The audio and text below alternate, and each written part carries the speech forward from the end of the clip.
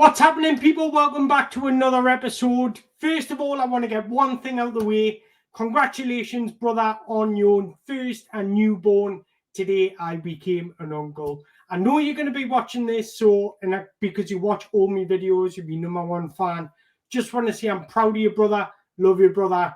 And all the happiness, health, wealth in the world. But it's also a special moment in the Chelsea Football Club at the moment because REECE James is back to full training. REECE James is lacing up the boots again and he's back to full training, and it couldn't have come at a better time when we've got unbelievable amounts of games coming up. We've got a tough month ahead and Malo Gusto can't do it all on his own. So it's so good to have REECE James back. I'm hoping this is the end of his injury crisis. I think we should manage his workload. Maybe have him playing just one game a week like Wesley Fofana.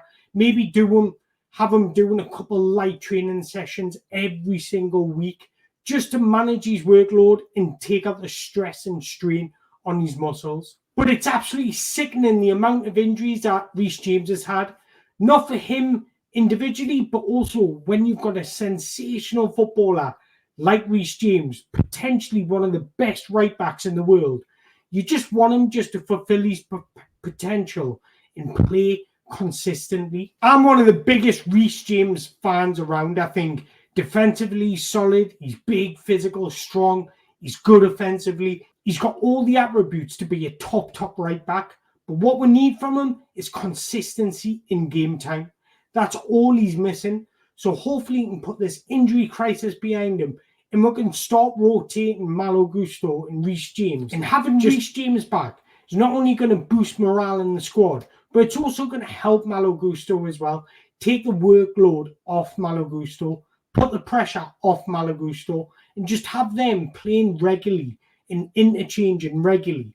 It's just going to benefit Chelsea Football Club. I think Chelsea fans have just been waiting and hoping and praying just for a full health REECE James, because when he's on it, he's dangerous. Manage his workload, give him a few minutes here and there. Don't just throw him straight into the deep end because probably he's just going to get injured. So allow him just to build up that momentum. And I think Enzo Maresca is puffing out a sigh of relief because I think he's sick of thinking who can do a job right back. He's tried Disasi, he's tried Fofana. Fofana was decent, but come on, he's not a natural right back. Plus, Maresca's trying to manage Fofana's workload as well. Just didn't work.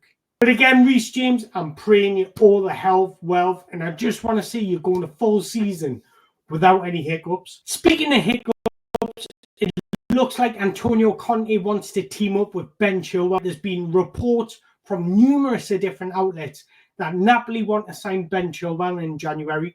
It doesn't state whether it's a loan with an option to buy, or just an outright purchase. Now, either way, I wouldn't mind seeing him go.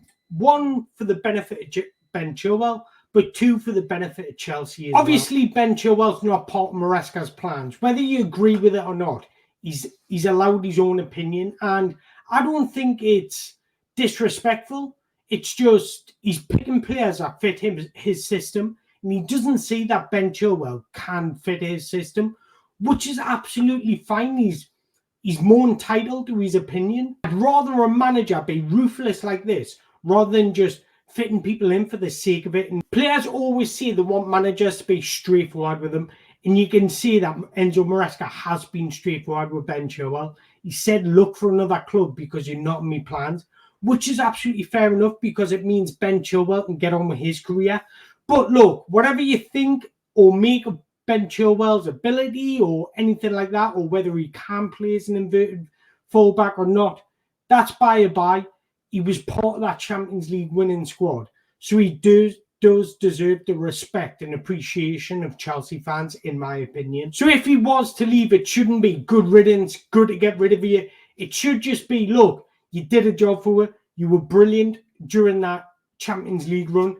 Thank you very much. Now go on and have a successful career elsewhere. We've seen him play as a wing-back and a full-back. And Napoli this season have changed formation from 3 at the back, playing with wing-backs, to 4 at the back. So he does suit the bill. It's not the first time Antonio Conte is dipped into the Premier League market, signing Scott McTominay, Billy Gilmore, and I actually think this would be a decent move for him. But even if the Napoli thing didn't work out, he's got a lot of options. There's been rumours that Man United are interested, Fulham are interested, Ipswich Town are interested. So he does have options. So I don't expect him to still be at Chelsea Football Club next season. We've already got Cucurella and Renato Vieira that can play left back. So who could replace Ben Chilwell if we did want to bring somebody in? And there's one player I really would like Chelsea to sign because I think he would be perfect in an Enzo Maresca system. And that's Ajax 18-year-old defender Jorel Hato. Hato brings a lot of positional flexibility. He can play left centre-back or as a left-back. And he's actually played both positions now on the same amount of times. He's actually been one of the highest performing 18-year-olds in Europe for the past couple of years. Now, what he does offer is progressive play. He's extremely comfortable in possession. He's been inverting a little and stepping into midfield at Ajax already, so he knows how to play centrally. I'm not saying it's going to happen. It's just something I would like to see because I think under an Enzo Maresca system, he would be absolutely perfect. He would provide cover at centre-back if we ever needed it. He would provide cover at left-back if we ever needed it. He's actually played in midfield at times as well. So he's very similar to Renato Vieira. Now, what he could do is, if you look to invert the right-back, he's absolutely more than comfortable to cover and be that third centre-back. Now, if you want to invert him and have somebody else covering and being that third centre-back, he can do it. So he's absolutely perfect for Enzo Maresca. What do I always say? Football's built on profiles and partnerships. Jorel Hato has the profile and he can build those partnerships. I want to touch on Pep Guardiola as England manager, and me personally, I would fucking love it. I always think you've got to go for the best in class. Whether that's English or not, I do not care. If Pep Guardiola can win England a trophy, that's all I want. Now, when Gareth Southgate stepped down, there was credible sources saying Eddie Howe was their man.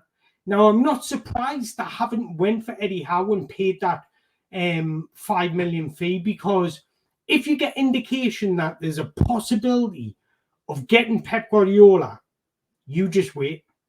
Just buy your time. Let him make that decision. Now, if Pep Guardiola doesn't want it, you move on to the next candidate.